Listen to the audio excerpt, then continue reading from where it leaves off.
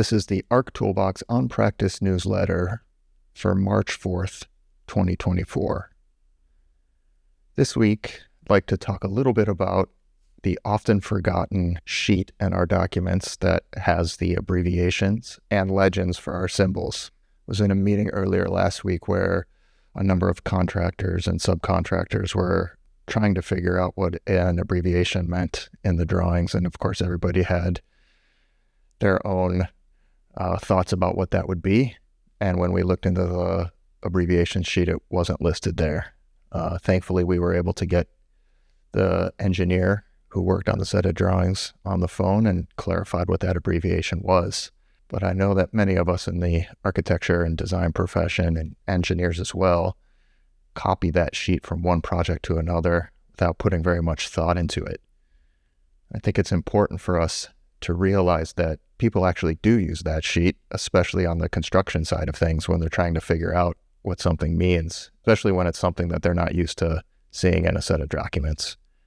Now with CAD and BIM, we don't really need to use abbreviations as much, but there are times when you just can't make the text fit and you need to put them in there. And we also have different symbols, different ways of doing keynotes, and it seems like every project, somebody invents a new graphic to put into the set of documents that needs to get included. So I would just urge everybody to take a look at their current project's legend sheet and make sure that your abbreviations and symbols are accurate to what's in the drawings. And ask junior staff to make sure that they're using abbreviations and symbols that are actually office standards. It's an important document, and as much as we don't think so, people actually do use it. So that's something to check out this week. On to the news. Flipping over to the recent ABI press release. Seems like we're still in a decline, and I found it interesting that at the end of the year, the AIA reviews all of the previous ABI reports and evaluates them, make sure that they're accurate. They had to go back and revise downward a couple of numbers from last year. So this January report showing a score of 46.2, just a reminder, anything under 50 is a contraction. This marks now 12 consecutive months of declining billings at architecture firms around the United States. They do go on to say that thankfully new inquiries for projects continue to grow and that the value of newly signed designed contracts remains generally flat. Fortunately, I can't show you the diagrams. This link is broken. Hopefully that'll get fixed by the time you see this. And the graphic at the top of the page is actually last month's data, so it's inaccurate. They do go on to talk about the broader economy and a little bit more about how firms are spending more money on business development right now, trying to acquire projects. Next up, we have an interesting discussion about architects' fees, whether they should be hourly based, which is pretty typical to what we do, or value based. And this comes from the AEC magazine.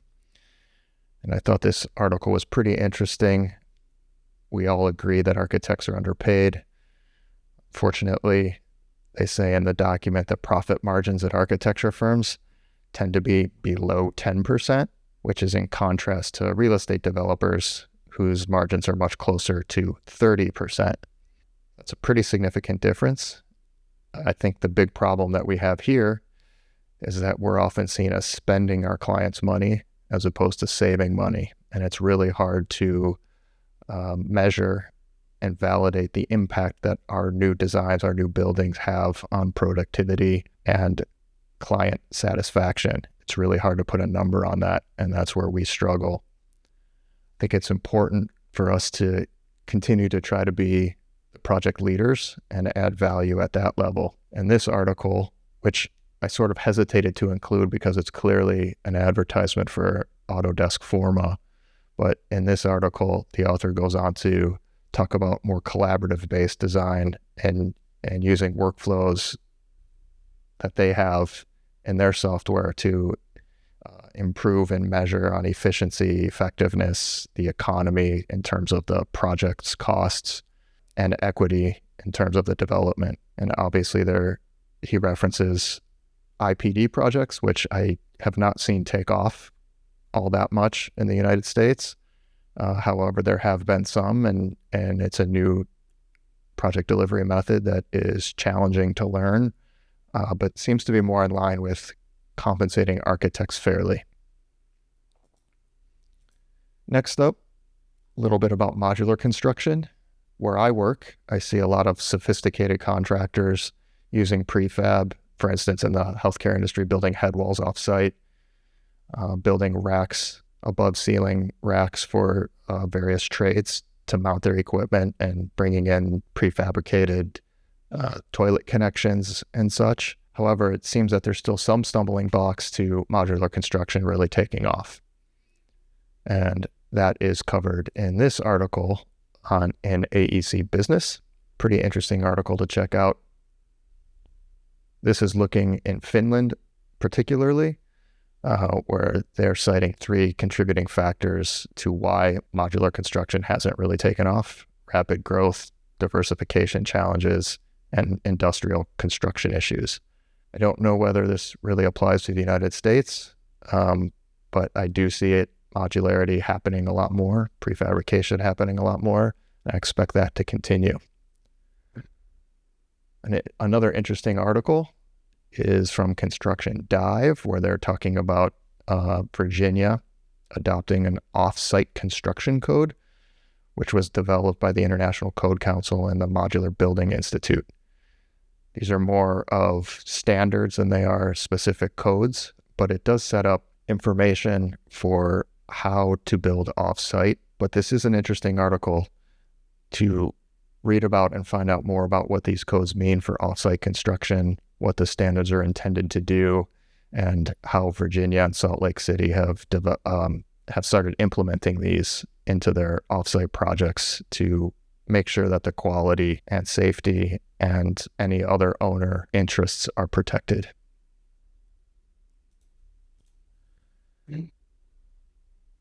Next link for this week, Delegated Design versus Design Assist. I thought that this was a great podcast.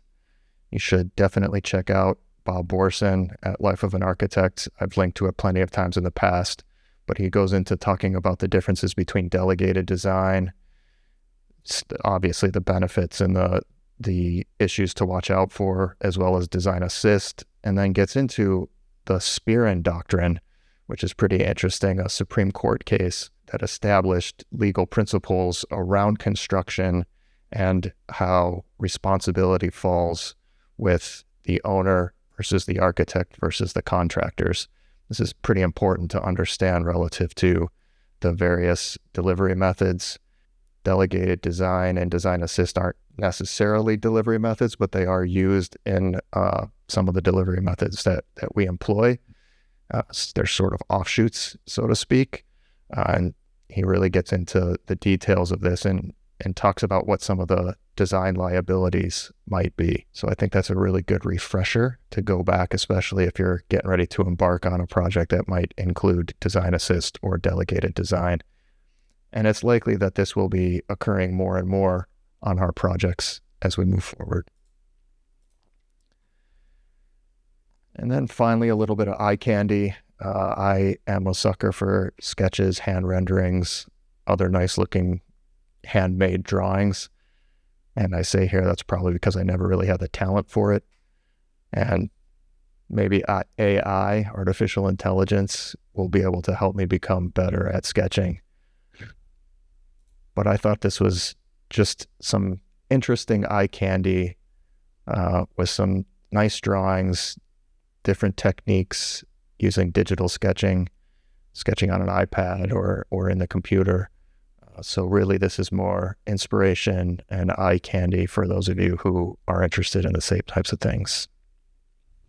So that's it for this week. If you're interested in subscribing to the newsletter, which I send out every 2 weeks, head over to archtoolbox.com, click on the newsletter, and enter your email address. Thanks for listening.